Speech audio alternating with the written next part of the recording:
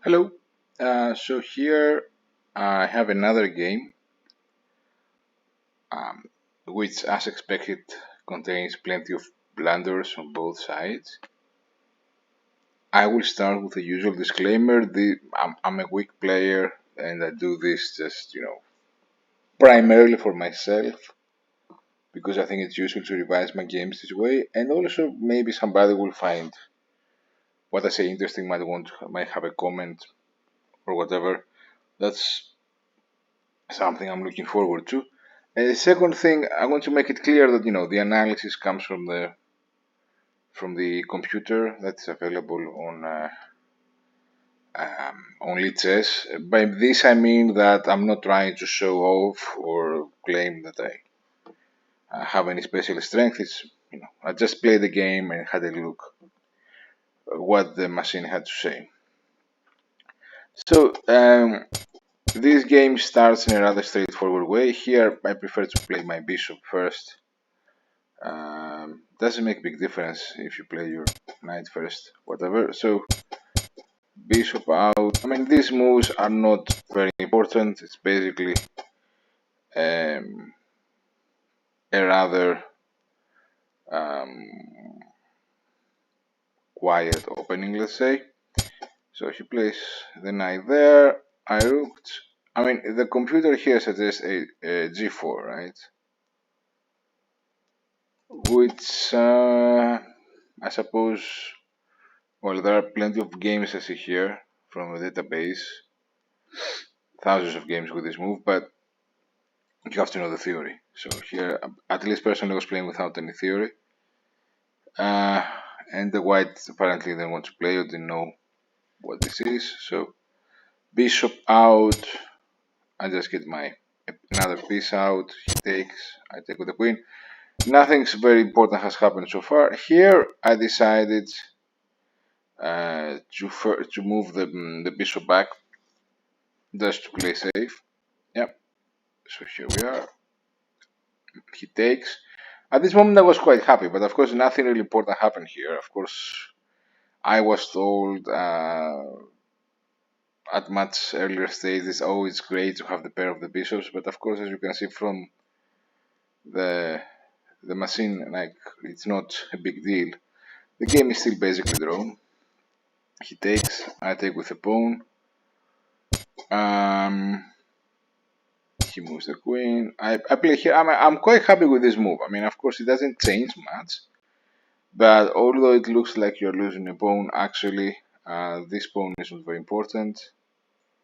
And if he takes, yeah, so I was thinking of playing, yeah, that's what the computer gives as well. A rook here for check. And then he would play his king somewhere or the bishop or the knight back, right? Oh, this is pretty bad, apparently. Because you have this. Okay, not a huge deal. But let's say it plays the computer move here. In this kind of situation, I would think, well, because this rook might have some trouble developing. Of course, the machine says it's drawn, but I feel black has a more comfortable position here. It's easier to play black, and at our level, it's quite likely at some point the white will make a mistake, the white player. So let's go back. So he didn't take, which I think is reasonable. He castled queen side.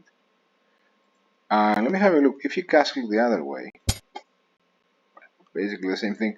But I feel, to me, it feels a bit more straightforward to do it this way, right? Because now, first of all, well, I take, and then, why did they say queen? Why do we, he did it. Oh, well, the machine doesn't like what I was thinking. Maybe because this pawn can be, if you take with a pawn here, it can be exposed to attacks. Oh, sorry, on this line here, maybe, I don't know. And suggest taking with a queen. Okay. At any rate, doesn't really. I mean, none of this is really of great importance. He castled queen side, and then I took. he took back. I played there. I mean, these are all sort of all natural moves.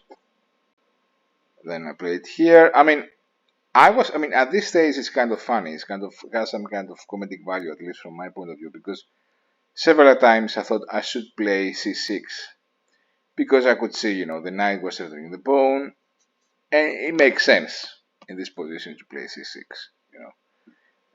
You defend the pawn with another pawn. Anyway, I played here. The idea being that there is a potential pin here, like here, right? The queen and the king are the same diagonal. He played there, okay, whatever. And here, that was the first mistake. I'm giving the pawn away, right? He could just play this, and I will have to play something like this. So is this computer suggesting this actually? Wow. It's actually suggesting that I would. Oh no, yeah, d6, of course. D6 is better. I'm sorry. So yeah, goes back. Okay, yeah. I mean, they have won a pawn here easily. Let me see what's happening with. Yeah, wait. So here I play this. Sorry, let me go back. So see, I take here. Yeah, it does suggest e6. Interesting. Wow. I take on a2. That's why, right? With a third of a mate here, right? Okay. So they play here. Okay. Check. Queen here.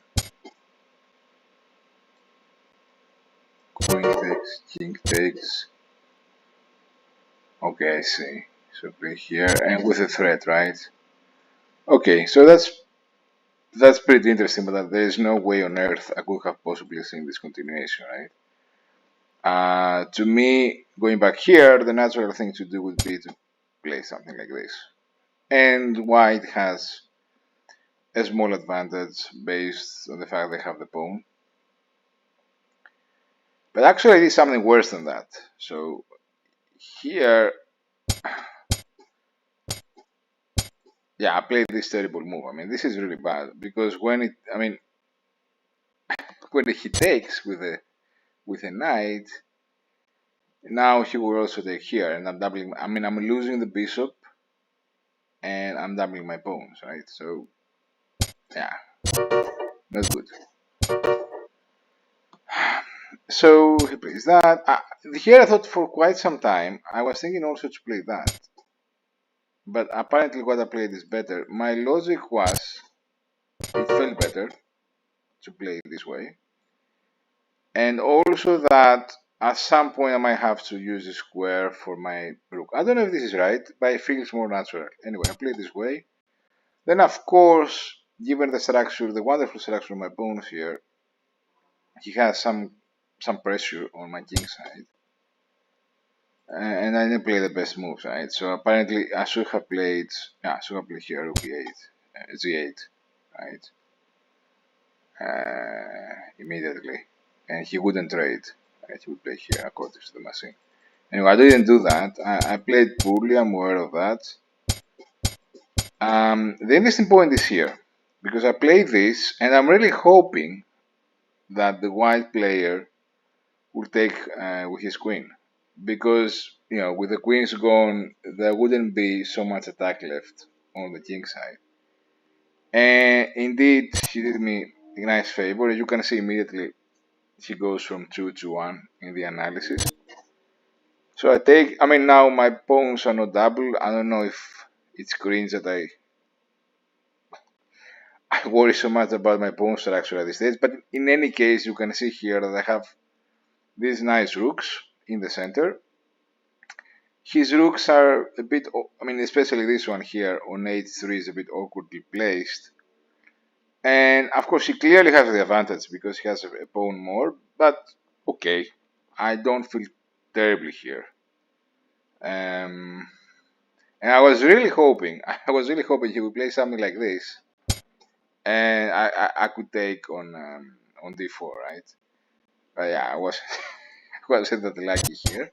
So he played okay, and then I played on c5 to put some pressure here. But here I don't really have any good ideas. I'm kind of worried at this point that we'll just trade stuff, and at some point we'll end up with an ending where he has an extra pawn that is really crucial, and it's either a draw or his win. So I'm also thinking to try and keep things somehow complex to have a chance to come back to the game. Not sure if this was very smart on my side, but anyway, this is what I was thinking. He played there. You can also see that he's trying to get into some kind of time trouble. Like now it's not huge. I just have 2 more minutes, but the potential is there. I played here again with the idea of complicating things a bit, and here he thought of a lot of time. So at this point, he went to 3 minutes, and I was still at almost 8. So that's a significant advantage, and I'm starting thinking that I should keep things complex and play relatively fast to apply pressure on his clock, right? So I play there. Now the idea here is for me to play here to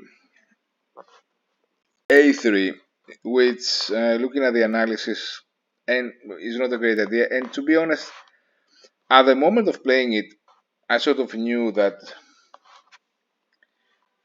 it shouldn't be the best thing to do right now. But again, I'm trying to pose him some problems, knowing that both of us are rather weak players and hoping there will be a mistake. So he played there. According to the computer, at this point, I should have taken here, right? He takes, and it makes sense because now, I don't have so much pressure on the king side. But look, I was worried that I opened this file. Anyway, I played here, bad move. I played there, which was what I wanted to do. It did work out, but to be fair, it wasn't a good move. Okay, so that's the mistake here. Okay, that's the bad move. He obliged again. When I played here, I was hoping he would make a mistake, and he did make a mistake. He should have, from what I see, he should have taken here. Right, C takes before, and I would take. Yeah, I have it here. I have seen this move. A takes B2. This, and you can see here the king is both. Well, he's defending basically this pawn, right? So, and this pawn over here at B2 is going to fall. So yeah, here white is very clearly much better. Yeah, so you have a 2-pawn advantage, and I don't see much way to get back in the game for my side. Anyway, he made a mistake, which is understandable given that now he has less than 1 minute. And here I take. Okay.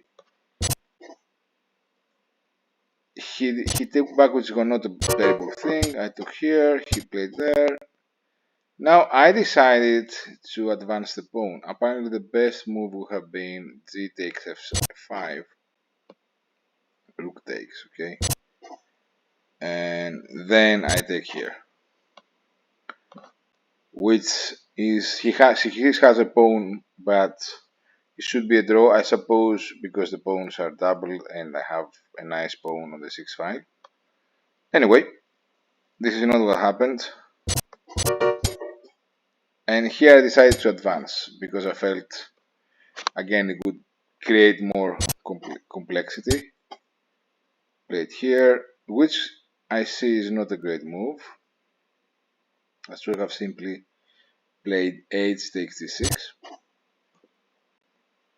Okay. Anyway, played here. always hoping there will be a mistake. There, here, and here he apparently played wrong. He should have played c3. Okay. Anyway. And at this stage, yeah, played this one, played there, I went back, check. At this stage, I was thinking that at the very least, I can have lots of checks which can sort of keep things complicated for him. Played here. I was hoping for something like this. I was hoping for something like rook f2, at which stage I have a mate e2, right? So this would be a mate because the queen blocks a square over here. Anyway, this did not happen. What actually happened, what actually happened is that I played here and then he lost on time. Well, almost. He gave up the game with 4 seconds on his clock. Right, wait, let me see. This move I think was not played. Yeah, this move was not played in the game. Yeah, this is what happened. So, in many ways, I was very lucky, and as you can see, I don't understand much of what was going on in the end game. I was just hoping for something to go wrong his side, basically because of the clock. But you can see that what makes me happy about this game is that through some perseverance, I managed to win a game that actually where I actually made the blunder and I should have probably lost. Okay, so that's all. Thank you very much for listening.